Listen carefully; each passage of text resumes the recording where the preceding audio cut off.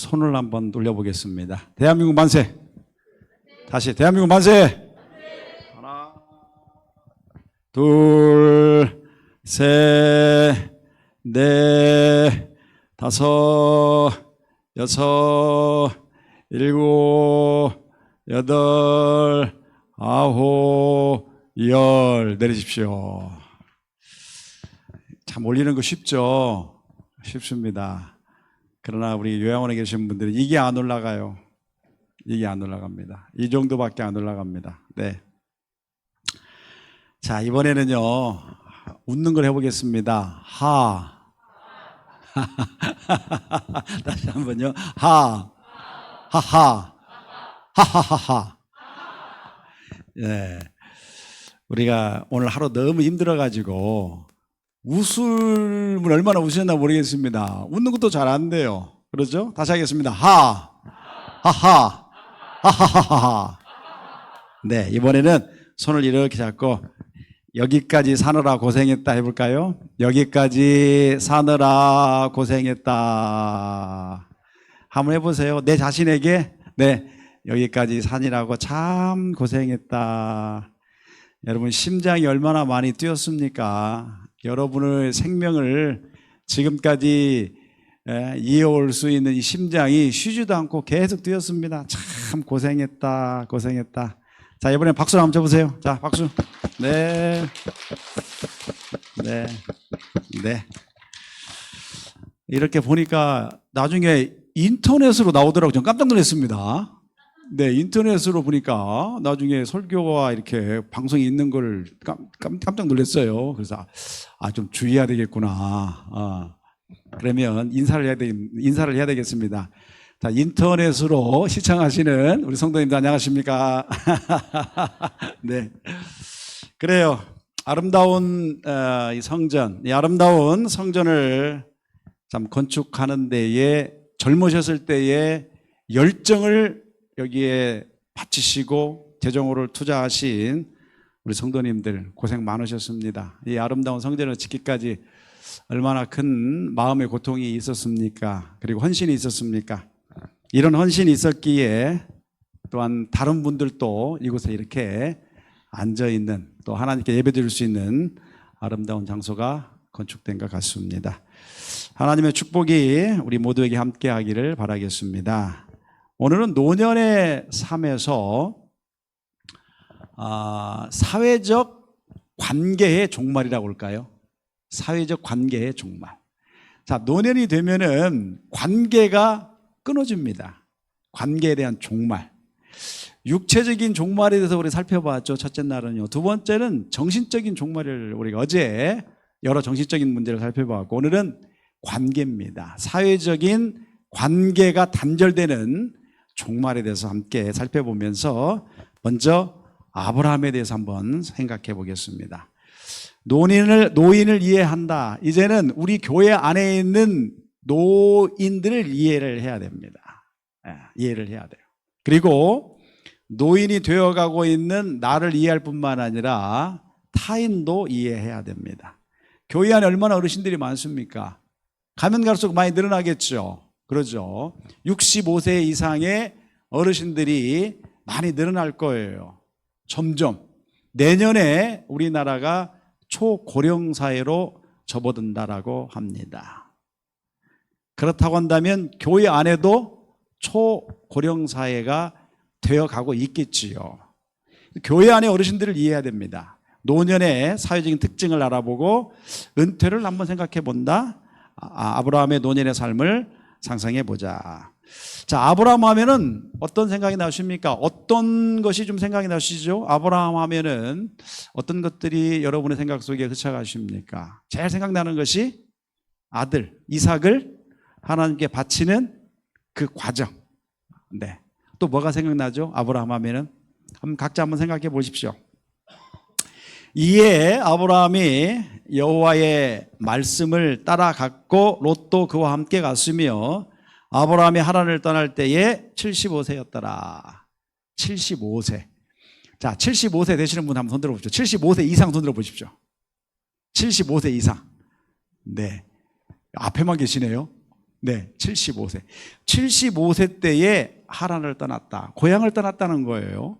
하갈이 아브라함에게 이스마엘을 낳을 때에 아브라함이 86세였더라.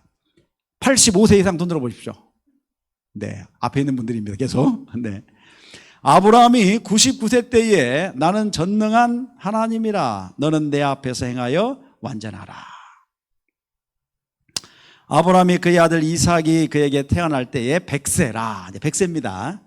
아브라함의 향년이 175세라. 그의 나이가 높고 늙어서 기운이 다하여 죽어 자기 열조에게로 돌아가매. 자, 아브라함, 존경받는 아버지라는 뜻이지요. 아브라함입니다. 아브라함이 있고 아브라함입니다. 아브라함. 75세 고향을 떠났습니다. 86세 때에 사라의 종인 하갈을 통해 이스마엘이 탄생됐죠. 99세 때에 언약을 다시 한번 확인합니다. 하나님께서 언약을 주셨어요. 그리고 100세 때에 이삭이 낳고 137세에 사라가 죽습니다. 137살에. 그리고 140살에 이삭이 결혼을 해요. 결혼을. 그리고 140세에 아브라함이 못 참아. 140세에 재혼을 합니다. 그두라하고 재혼을 해요. 그두라 재혼하고 6명의 자녀를 낳죠. 그리고 175세에 죽습니다. 오늘은 노인의 특성 중에서 사회적인 특성입니다. 사회적인 관계에 대해서 오늘 한번 생각해 보시게요. 우리가 보통 65세, 60살 넘어가면은 이제 회사에도 뭐라고 합니까? 선생님, 과장님, 부장님, 이제 좀 나가주셔야 되겠습니다. 그럴 나이가 옵니다. 정년 퇴임이라고 그러죠. 요양보호사도 보니까 60살이 정년이더라고요. 60살. 60살이 넘어가면은 일을 그만두느냐? 그건 아니에요. 예. 정년은 60이지만은 그 이후에도 일을 하고 계시고 있고 70살인데도 불구하고 요양보호사로서 일하시는 분들도 계십니다. 아주 건강하게 어르신들을 섬기고 또 봉사하시는 70세 이상 분도 계시는데요. 가능하다고 한다면 노인분들을 섬길 수 있는 어떤 자격을 미리 따놓는 것도 괜찮을 것 같아요. 60세 이상이 되면은, 아니면 대기업에서는 한 55세 정도 되면은 조금 더 어떤 명예퇴직이라고 그러죠. 조금 돈을 더 많이 주고 나가주십시오라고 하죠. 왜냐하면 더 이상 뽑아먹을 게 없어요.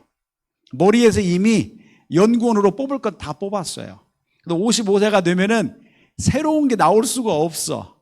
그가 전문가이지만은 새로운 게 안 나오기 때문에 한 55살 정도 되면은 나가라고 합니다. 왜냐하면 또 월급도 많고 차라리 새로운 분을 채용을 해서 더 머리를 써먹는 게 낫지 55세 되면은 이제 머리가 녹슬는 것 같아요. 나가주십시오라고 하죠. 이때 당하는 이 은퇴, 퇴직이라고 하는 상실감이라고 할까요? 내가 이제 떨어지는 거예요. 나의 동료하고 떨어지고 사회적인 관계에서 떨어집니다. 물론 처음에는 관계가 이어져 있어요. 아직은 그래도 젊습니다. 60살 돼도 젊고 65살 돼도 젊거든요. 근데 이제 하나 둘씩 어떻게 됩니까?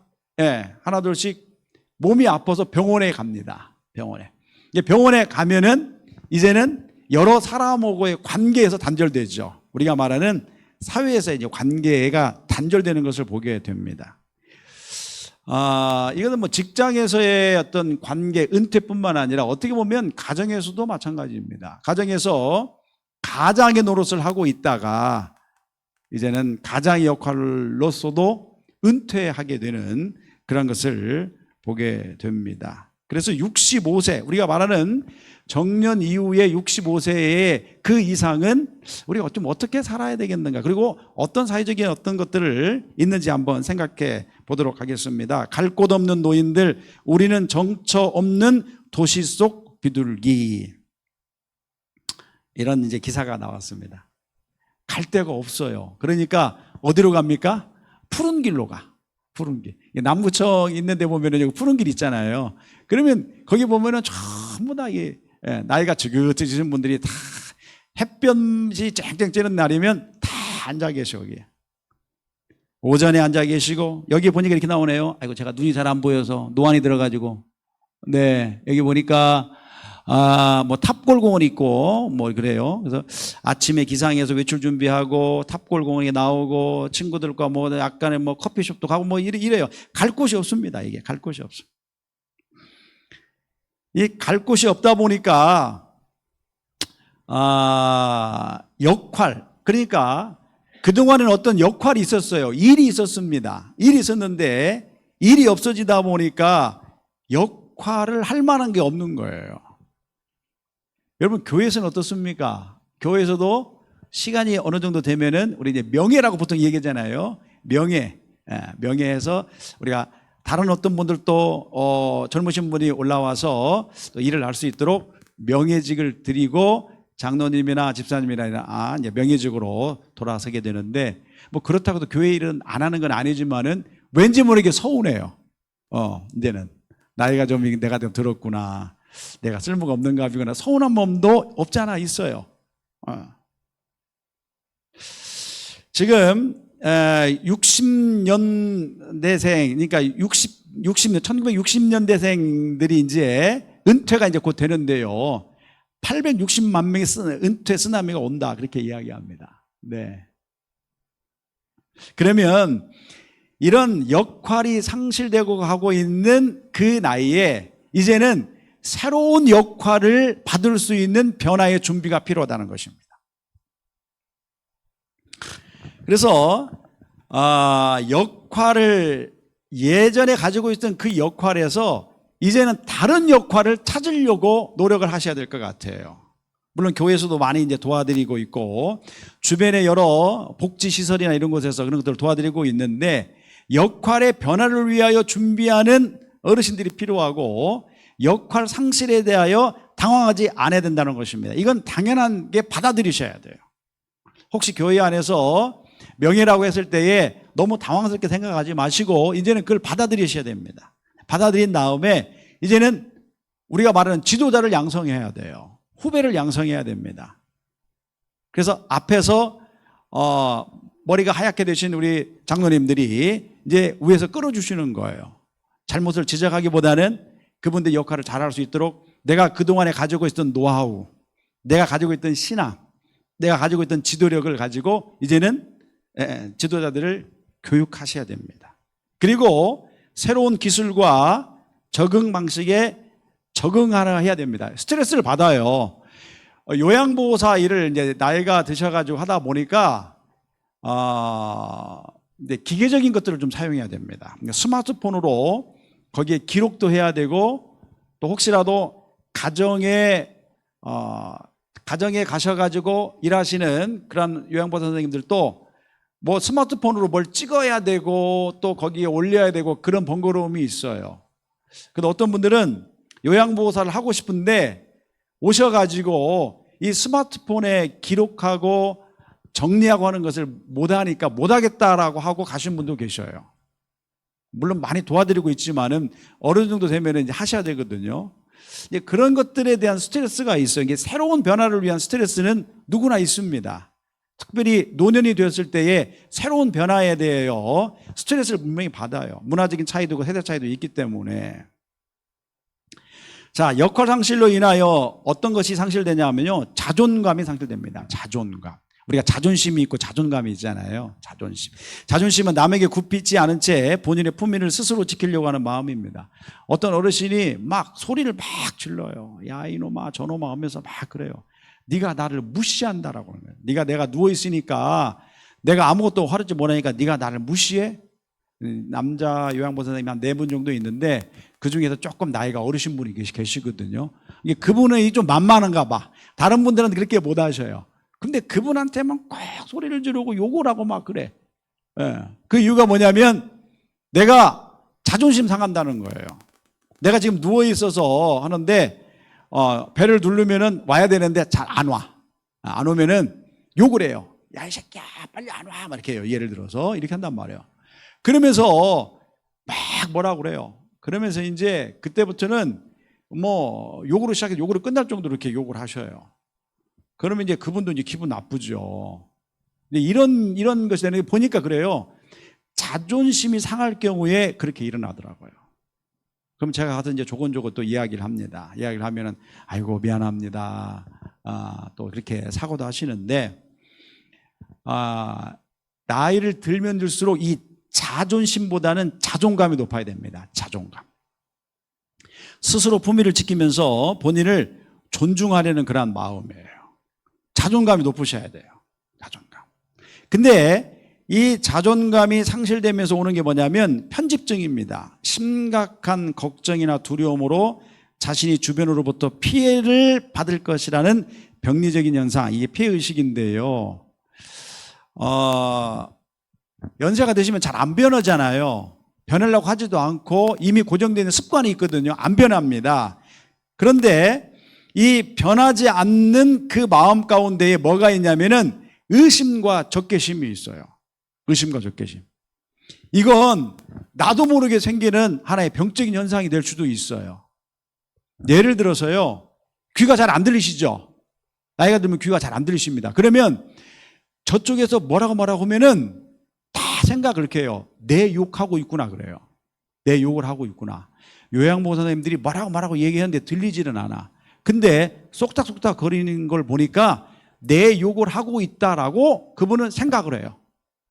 그리고 나서 자기도 모르게 이제 자기를 욕하고 있다고 생각하니까 화를 막 내는 거예요. 막 화를 냅니다.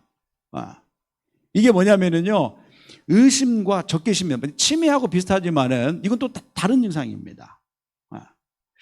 이게 이제 노년이 되다 보면은 소외감 때문에 그러는지 모르겠지만 어떤 관계의 단절, 그다음에 자존심 상하고 자존감이 낮아지기 때문에 이런 것들이 생기게 됨을 보게 됩니다. 근데 이런 것들은 교회 안에서도 마찬가지입니다. 교회 안에서도.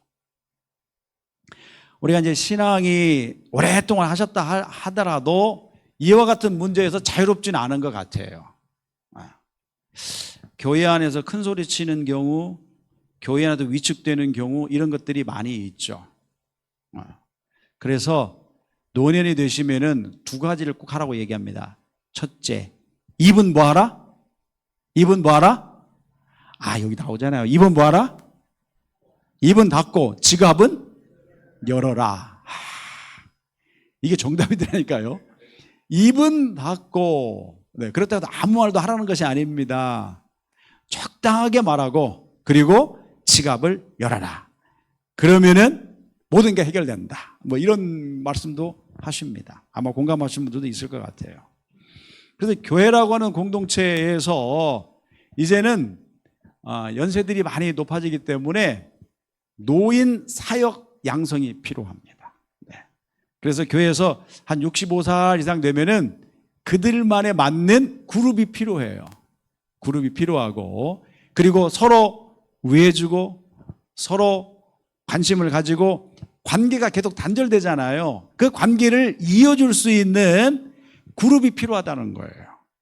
그래서 한 65세 정도 이상 되면은, 아니면 이제 어느 정도 나이에 상관없이 그런 그룹이 형성이 되어서 그분들로 하여금 자존감을 높이는 어떤 일을 하셔야 됩니다. 우리가 보통 노인이다, 노년이 들었다, 노년이다 할 때에 영어로 엘더라고 합니다. 우리가 이제 장로로 하지만은 엘더라는 말은 나이가 있다라고 하는 말입니다. 나이가 좀 있다. 턱수염도 나고 머리에 흰머리도 나고 나이가 좀 있다라고 엘더입니다. 장로예요. 나이가 드신 분들이. 그래서 우리 교회는 그냥 장로님 하니까 어떤 직분에 있어서 이게 높은 어떤 직분으로 생각하시지만은 역할에 대한 호칭입니다. 역할. 나이가 조금 낮더라도 장로님이라고 할 수 있어요. 역할에 대한 호칭이며 직분에 대한 어떤 역할입니다. 자, 오늘은 우리 장로님들, 우리 감독이라고 보통 이야기하잖아요. 예전에 장로님을 하셨거나 명예나 아니면 현재 우리 장로님들은 이 성경절을 다 한번 읽었으면 좋겠습니다. 이거 보이시죠? 사람이, 시작. 사람이 감독의 직분을 얻으려 함은 선한 일을 사모하는 것이라 함이로다. 그러므로 감독은 책망할 것이 없으며 한 아내의 남편이 되며 절제하며 신중하며 단정하며 나그네를 대접하며 가르치기를 잘하며 술을 즐기지 아니하며 구타하지 아니하며 오직 관용하며 다투지 아니하며 돈을 사랑하지 아니하며 자기 집을 잘 다스려 자녀들로 모든 공손함으로 복종하게 하는 자라야 할지니 새로 입교한 자도 말지니 교만하여져서 마귀를 정죄하는 그 정죄에 빠질까 하며 또한 외인에게서도 선한 증거를 얻는 자라야 할지니 비방과 올무에 빠질까 염려하라. 이게 장로의 직분의 역할을 이렇게 이야기하고 있습니다. 또 어떤 곳에는 가르치기를 잘하고 섬겨라라고 하는 성경 구절도 있어요. 근데 여기 이런 말이 있습니다. 새로 입교한 자도 말지니. 이게 상당히 중요한 말입니다. 연세가 되었다라고 해서 장로님으로 호칭은 알 수 있지만은 그러나 장로의 역할에 있어서 주의가 필요하다라고 하는 것입니다. 어느 정도는 교회 질서도 좀 알아야 되고 그리고 여러 사람에게 어느 정도는 뭐 해야 됩니까? 인정을 받아야 돼요. 그래서 우리 교단에서는 서리 장로가 없잖아요. 그러나 일반 장로교에서는 서리 장로가 있습니다. 서리 장로는 장로가 되기 전에 어떠한 그 시험 기간이라고 그럴까요? 그 장로님들이 되기 전에 무슨 일을 하시냐면은 주로 주차장에서 서비스합니다. 네. 저희 사촌 형님께서 이런 말씀 하시더라고요. 자기 교회에 교인 수가 1000명인데요. 장로님은 8분밖에 안 계신대요. 8분. 1000명인데 8명밖에 안 계신대요. 거기는 장로를 어떻게 선정을 하냐면요. 교인의 80% 이상이 거기에 합격 점수라고 할까요? 80% 이상이 그 장로님에게 신임을 줘야 된답니다. 근데 여러분 생각해 보십시오. 1000명에서 그분이 있는지 아는지 있는지도 모르고 없는지도 모르잖아요. 그러면 그 장로님의 가장 폐하시킬 수 있는 그런 일은 무슨 일이냐면 바로 주차장입니다. 주차장에서 일하는 거예요. 그 주차장에서 계속 인사하는 거예요. 안녕하십니까. 인사하고 계속 관리를 하다 보니까 1000명이라고 하는 제 80%는 800명입니다. 800명 정도 그분을 알아야 된다라고 하는 거예요. 그리고 오늘 신임을 해야 된다는 거예요. 그러니까 1000명이 되어도 장로님이 8분밖에 안 계신다는 거예요.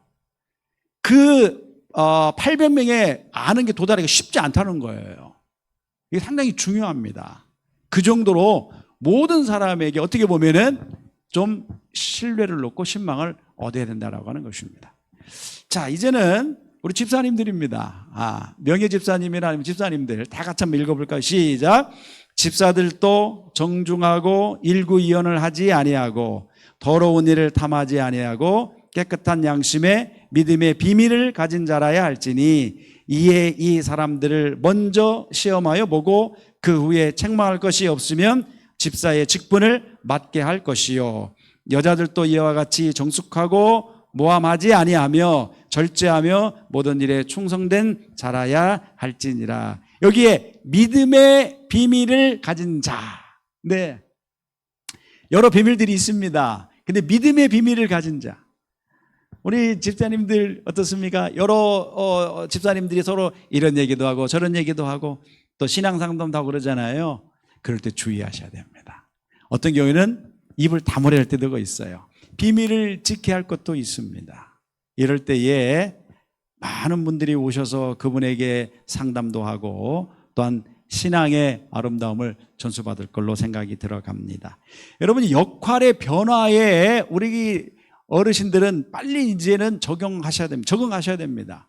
예를 들어서 65세 이상의 우리 어르신들, 노인이라고 생각되는 우리 어르신들은 교회에서 나이가 들었다고 자꾸 배제를 해요. 이것도 하지 말아라, 저것도 하지 말아라. 아니, 하지 말라는 건 아니지만은 어떤 행정의 분야에서 이제는 일을 주지 않습니다.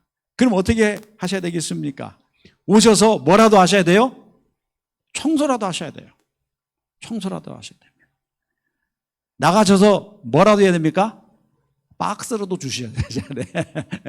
이건 이제 역할에 대한 변화에 대하여 내가 그것을 하고자 하는 그런 마음입니다. 연세가 드신 분들 보면은 늘 박스를 주스러 다니시는 분도 계셔요. 이게 나쁜 것이 아니에요. 제가 보니까 참 건강하신 분들이야. 예. 또 이런 분들이 있기 때문에 우리 마을이 아니면 우리 거리가 아주 깨끗합니다. 저녁에 이 박스를 주스러 다니시는 분들이 계세요. 참 저는 보면서 참 존경스럽습니다. 건강한 어떤 생활이죠. 건강한 마음이에요. 혹시라도 우리가 노인 일자리에서 뭡니까? 이렇게 휴지를 줍고 뭐 2시간이든 3시간이든 이런 일이 있다고 한다면 이런 일에 대해서 부끄럽게 생각하지 마십시오. 해보시는 겁니다. 이런 변화에 한번 내가 해보시는 거예요. 그러면 사회적 관계에서 끊어지진 않습니다.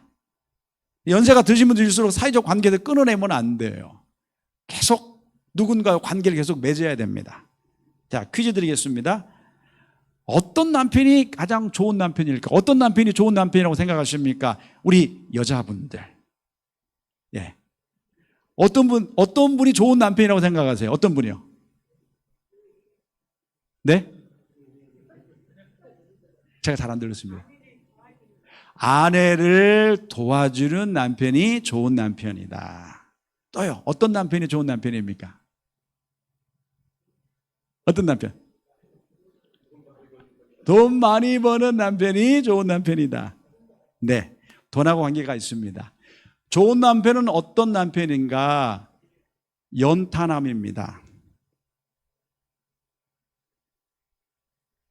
깜깜하죠? 연금 타는 남편이에요. 연금 타는 남편이 좋은 남편이에요. 일반적인 사회에서 말하는 겁니다. 우리 교회에서 얘기하는 게 아니고요. 그러면 어떤 남편이 더 좋은가? 네? 연금 타고 요리도 잘하는 남편. 땡. 연금 타게 하고 일찍 죽는 남편. 네. 그건 아닌 것 같아요. 이게 뭐라 이게 우스갯소리로 하는 말이지만은 상당히 일리가 있는 그런 주부들의 이야기입니다. 이게요. 그동안 고생 지긋지긋하게 했어. 남편 섬기느라 자식 섬기 지긋지긋 고생했는데 이제는 은퇴하고 어떻게 해요? 집에 앉아서 뭐예요? 밥만 축내. 몇 끼? 한 끼, 두 끼, 세 끼. 삼식이라고 그러죠? 그러니까 여자분들은 화가 나는 거예요. 그래도 좋아요. 물론 우리 교회 안에서는 그러지 않습니다. 그러나 일반적으로 이렇게 재미있게 묘사하기 위해서 그런 얘기를 해요. 자, 일본에서 한번 해볼까요? 일본에서는 어떤 남편이 좋은가? 어떤 남편이 좋은가? 일본 사람들한테 물어봤어요. 그랬더니 하는 말이 아침 일찍 나가는 남편. 아침 일찍 나가는 남편이 좋답니다. 그러면 어떤 남편이 더 좋은가? 아침 일찍 나가서 세 끼 다 해결하고 들어오는 남편. 네. 이제 노인이 되다 보면은 이제 관계가 단절되잖아요. 관계가 단절되는 것 중에 가장 중요한 역할이 뭐냐면 바로 경제적 빈곤입니다.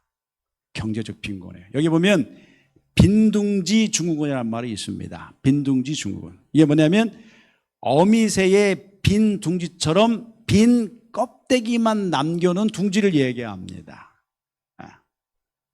그동안 자식을 위하여 다 헌신했어요. 다 헌신했어. 나중에 보니까 남은 것이 뭐예요? 아무것도 없어. 아무것도. 네. 이게 이제 빈 고무줄줄이라고 그러는데 빈곤, 빈자, 고독하고 무의 역할이 없어요. 그 다음에 질병. 이 네 가지를 가지고 살아갈 수밖에 없는 노년층의 그것을 그냥 외우기 쉽게 빈 고무줄질이라고 이야기합니다. 네. 여기에 무슨 건물이 있어서 임대를 받는다든지 아니면 개인적으로 노후를 위하여 보험이 있거나 뭐 이렇게 국민연금이 있거나 아니면 뭐 연금이 있으면은 조금 괜찮아요. 그러나 대부분의 우리 어르신들 70세 이상 되시는 우리 어르신들은 이와 같은 것에 신경을 못 쓰고 살았어요. 65세 있는 분들은 마찬가지죠. 특별히 회사 상황 아니면은 이런 어떤 것들을 노후를 준비하지 못하고 하셨습니다. 그래서 연세가 이렇게 되다 보니까 사회적으로 단절되는 이유 가운데 뭐냐면은 입은 다물고 지갑은 열으라고 있는데 지갑에서 나올 게 없어. 이게 상당히 힘든 거예요. 우리나라가 노인 빈곤율 1위라고 그러죠. 1위입니다. 경제적으로 곤란할 때에 가족 외에 도움을 요청할 사람이 없다. 정서적으로 힘들 때에 기댈 만한 사람이 없다라고 이야기합니다. 재정으로 힘들 때에 아니면 정서적으로 힘들 때에 기댈 만한 사람이 없다.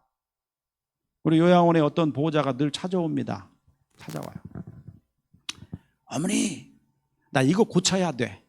지금 이 아파트가 있는데 여기 지금 이거 고쳐야 된다고 와서 어머니한테 막 얘기해요.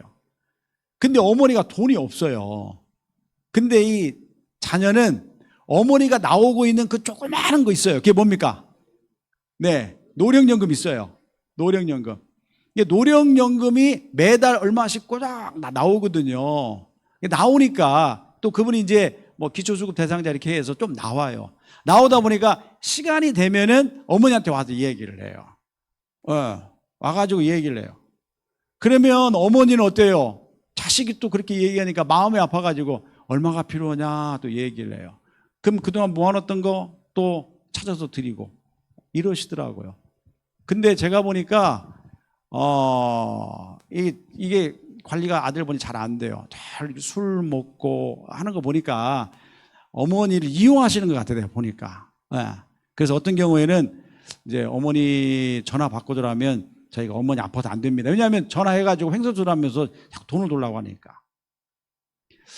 제가 그런 걸 볼 때 그래요. 연세가 드셨다 할지라도 자식 사랑할 마음은 있어요. 없어서 못 드리는 거지 있으면 막 드리고 싶어요 그냥. 어머님들 그러더라고. 근데 그럴 수 없는 상황이거든요. 그래서 그 어르신이 굉장히 마음이 아파하셔요. 정서적으로 힘들 때 기댈 만한 사람이 참 있으면 좋은데 없습니다. 관계가 다 단절돼요. 친구도 떠나가고 누구 다 떠나갑니다. 10가구 중에 한 가구는 독거노인이라고 하는데 물론 이제 연세가 드시면은 아무래도 이제 관계에도 혼자 되겠죠. 근데 노인 소비 지출액이 약 140만 원 이상이 있어야만이 된다라고 이야기합니다. 140만 원 정도 있어야 되는데 거기에 보니까 식료품, 비주류 음료가 35만 4천 원 정도, 그다음에 약값 들어가고 그냥 늘 약을 많이 드시니까요. 약. 그다음에 수도세야 뭐야 해가지고 들어가고 그다음에 음식하고 하는데 한 140만 원 정도 이상이 있어야 된다.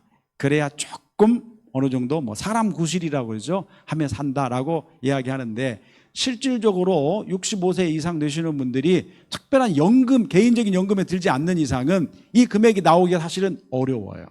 어렵습니다. 이러다 보니까 교회에 오셔서도 상당히 우리 어르신들이 위축되어 있는 걸 보게 됩니다. 그러지 않습니까? 어떤 경우에는 헌금 바구니를 돌려야 되느냐 아니면 저기다 놓고 해야 되느냐 여러 가지 이야기들이 아마 오가고도 할 거예요. 어떤 분들은 그래요.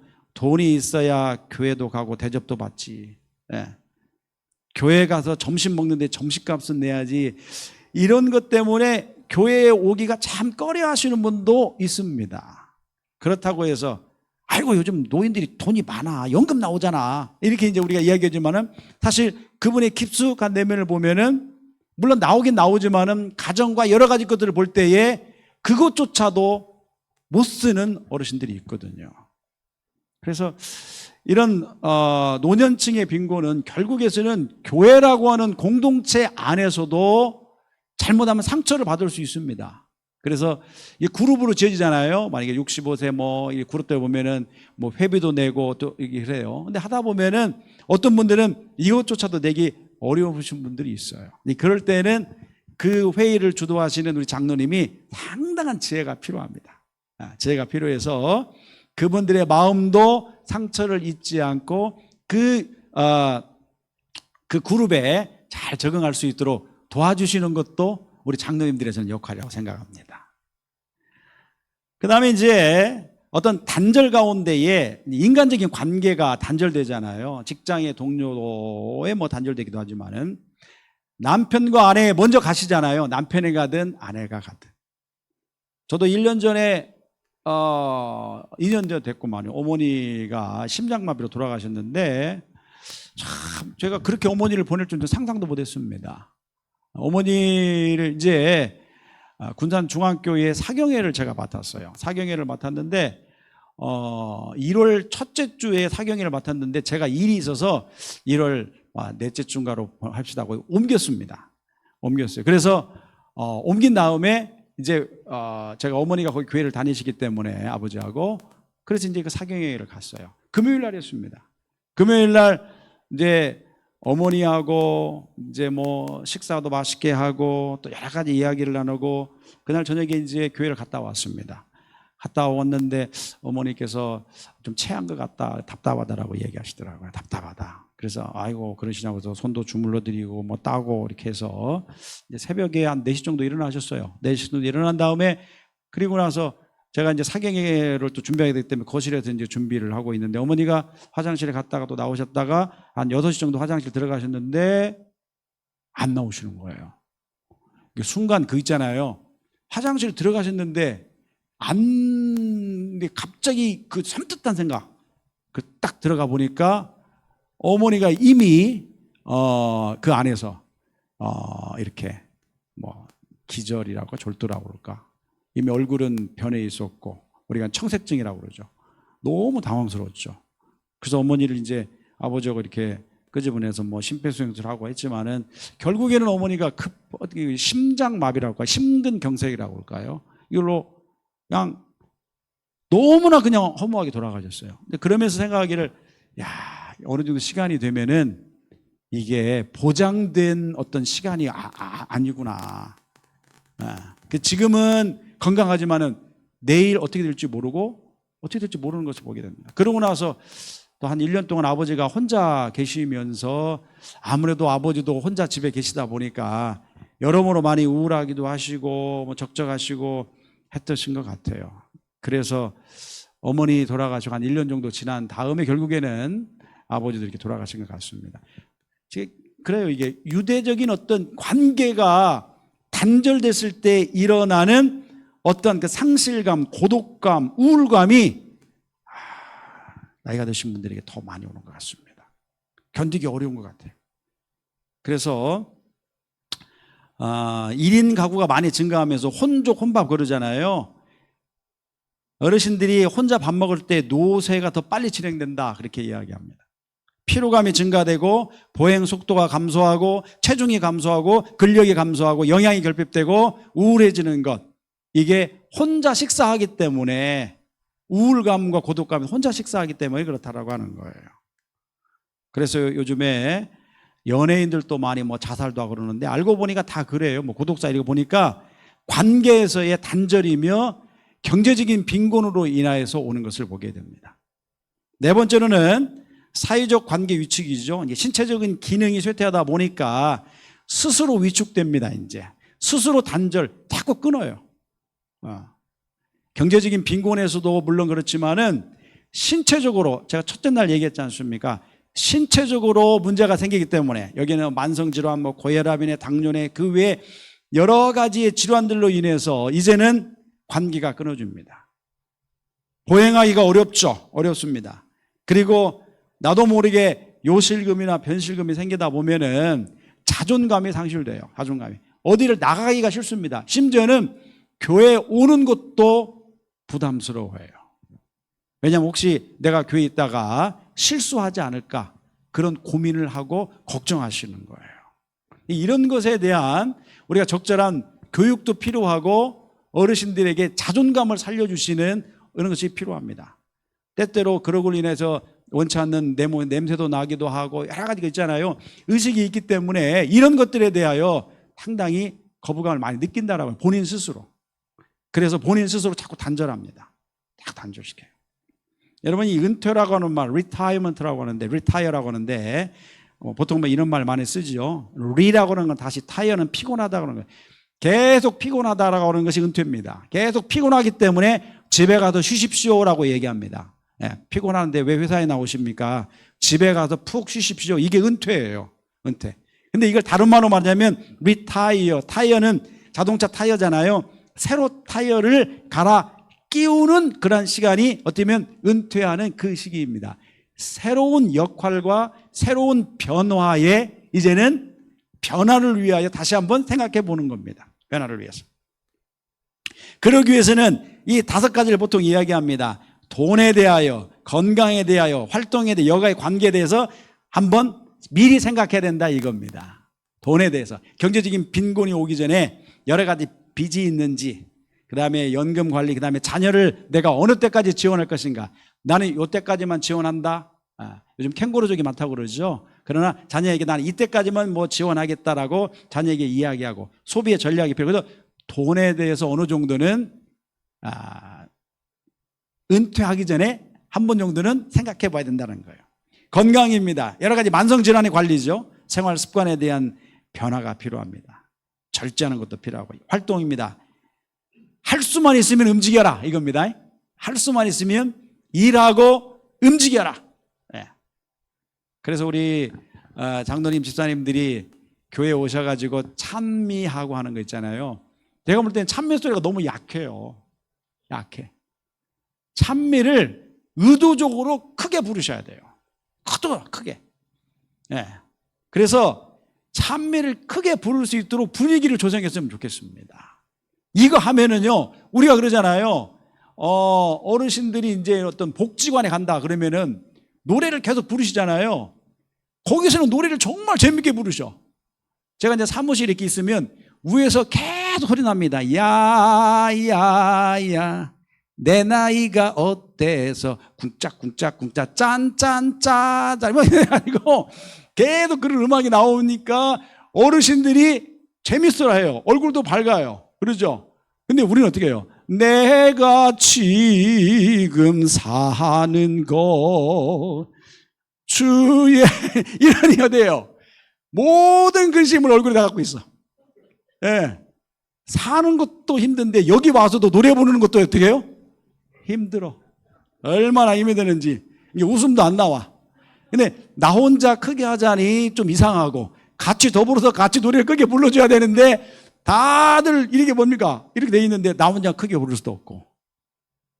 이거 바꿔야 됩니다. 그래서 나이 드신 분들이 많이 있는 교회는 이것부터 바꿔야 돼요. 바꿔야 됩니다. 그렇지 않으면 그나마도 연세가 드셔서 힘이 없는데 교회만 오면은 노래 소리도 줄어들고 그래요. 아멘 소리는 또 안 나와. 네. 자, 한번 따라서 하겠습니다. 아멘. 아멘. 이것도 연습하셔야 돼요. 그래야 딱 누가 들어왔을 때에 여기는 연세가 좀 드시지만은 노래가 활기가 있다. 그러면은 그다음부터는 노인이 아니에요. 노인은 뭐예요? 생물학적인 어떤 숫자에 불과한 겁니다. 그리고 중앙교회가 다른 곳에 비하여 노인층이 많다라고 하지만은 들어오고는 그 즉시 어떻게 합니까? 노는 또 왔는데 내가 생각하고 있는 데가 아니구나. 노래도 밝고 목소리 좀 크게 하고 이걸 연습시켜야 됩니다. 아멘. 이것도 연습시켜야 돼요. 네. 아브라함 얘기 잠깐 하겠습니다. 아브라함 하면은 무엇이 생각나십니까? 아브라함. 여러분 아브라함 하면은요 2가지입니다. 내 자손이 뭐예요? 뭇별처럼 많겠다라고 하는 거예요. 그리고 또 하나는 이 땅을 주겠다라고 하는 겁니다. 이 2가지입니다. 알고 보면요. 그래서 나이를 쭉 살펴보면은요 고향을 떠난 것도 뭐냐면 큰 민족을 이루겠다라고 하는 약속이에요. 자손이 많겠다라고 하는 거예요. 근데 고작 해봐야 이스마엘 하나, 고작 해봐야 뭐예요? 이삭 하나, 이거거든요. 그러니까 아브라함이 안 되겠다. 사라가 죽은 다음에 또 뭐 합니까?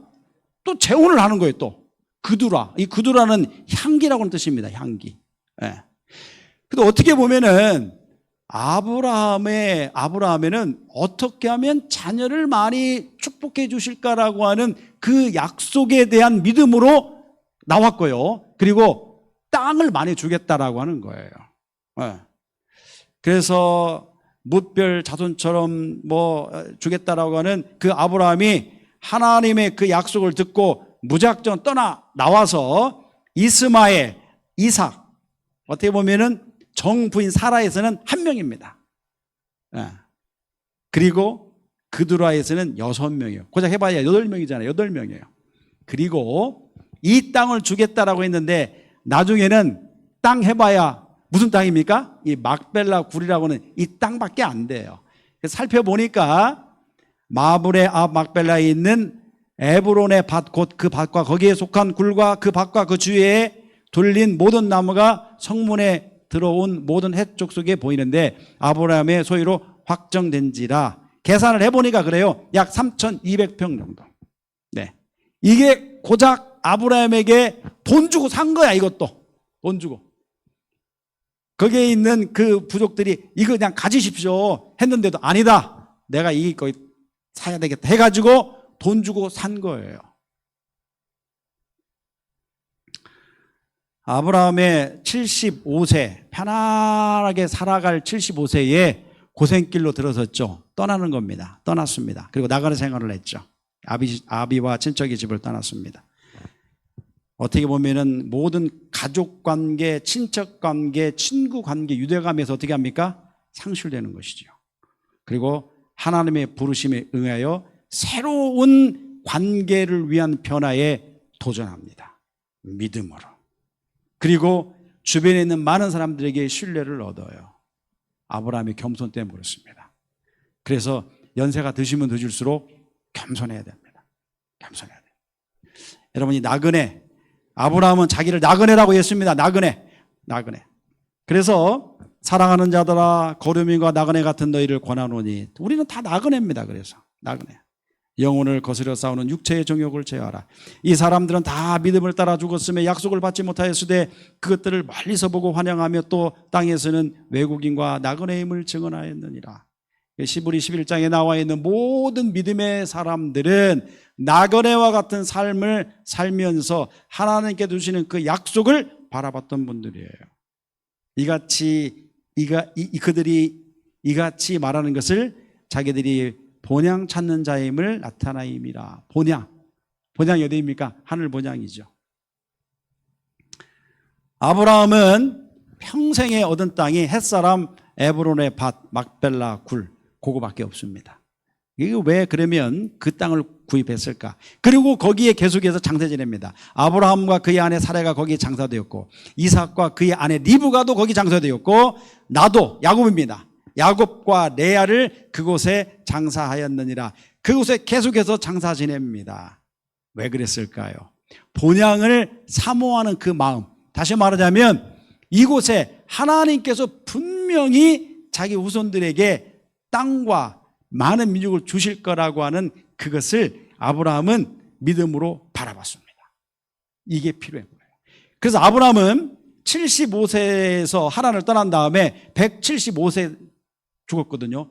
100년의 삶, 노년에서도 초고령의 100년의 삶인데 아브라함의 향년이 175세라. 그의 나이가 높고 늙어서 기운이 다하여 죽어 자기 열정으로 돌아가매. 죽음으로 끝나는 게 아니었어요. 그 약속을 그는 믿음으로 바라봤습니다. 믿음으로 아브라함은 부르심을 받았을 때에 순종하여 장래 유업으로 받을 땅에 나아갈새 갈 바를 알지 못하고 나아갔지만은 그 믿음으로 아브라함은 승리해서 아브람에서 아브라함으로, 그러죠? 존경받는 아버지에서 열국의 아버지가 된 거예요. 고향을 떠난 역할 상실, 고향에서의 그의 역할이 상실됐지만은 가나안에서의 새로운 역할의 변화에 적응했습니다. 고향을 떠난 경제적 불안에서 장래의 위협을 바라보는 그 믿음을 갖게 되었어요. 고향을 떠난 유대감 상실에서 새로운 사람들과의 겸손한 관계를 형성했고, 고향을 떠난 사회적 관계 중에서 하나님과의 관계에 충실함으로 아브라함은 믿음의 조상이 되었던 것입니다. 자, 오늘 참여한 우리 모든 중앙교 교우님들, 여러분들도 믿음의 후손을 있어서 믿음을 전수하는 조상이 될 수 있습니다. 나의 믿음으로만 끝나는 것이 아니에요. 나의 자손들, 나의 자손뿐만 아니라 여기에 계시는 다른 우리 교우님들, 그래서 연세가 되시는 우리 장로님들, 집사님들은 이제는 지도자를 양성해야 됩니다. 그 지도자에게 힘을 실어주시고 그리고 그 지도자를 위하여 기도해 주시고 끌어주셔서 우리 중앙교회가 비록 나이의 연수는 많을지 모르겠지만은 그 나이는 말 그대로 숫자에 불과하다. 네, 이런 마음으로 새롭게 도전했으면 좋겠습니다. 아브라함도 75세에 도전했습니다.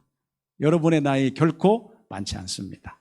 우리 중앙교회가 여러분께서 가지고 있는 이 나이 숫자를 다 지워버리고 찬미도 크게 부르시고 그리고 아멘도 크게 하시고 그래서 우리 중앙교회가 믿음에 있는 연세가 있는 그 믿음으로 더욱더 발전하고 부흥되기를 바라겠습니다. 기도하겠습니다. 하나님 아버지